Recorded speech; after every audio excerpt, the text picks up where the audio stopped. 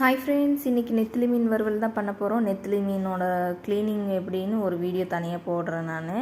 இதில் வந்து 2 வகை இருக்குது. இது நார்மல் நெத்திலி, இதிலே வெள்ளை நெத்திலி தனியாக இருக்குது.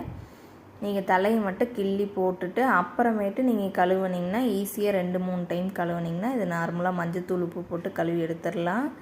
இப்போ இதுக்கான இன்க்ரீடியன்ட்ஸ் வந்து தேவையான அளவு உப்பு, மிளகாய்த்தூள், மஞ்சத்தூள், கொத்தமல்லி தூள் லைட்டாக ஆட் பண்ணிக்கலாம், பெப்பர் ஆட் பண்ணிக்கலாம், அரிசி மாவு 1 ஸ்பூனு, கார்ன்ஃப்ளவர் மாவு போட்டிருக்க தேவையான அளவு, லெமன் கொஞ்சம் ஆட் பண்ணிட்டு பூண்டு மட்டும் தனியாக அரைச்சி போட்டிருக்கேன். இது எல்லாமே நல்லா மிக்ஸ் பண்ணி 1 ஹவர் ஊற விட்டுருங்க.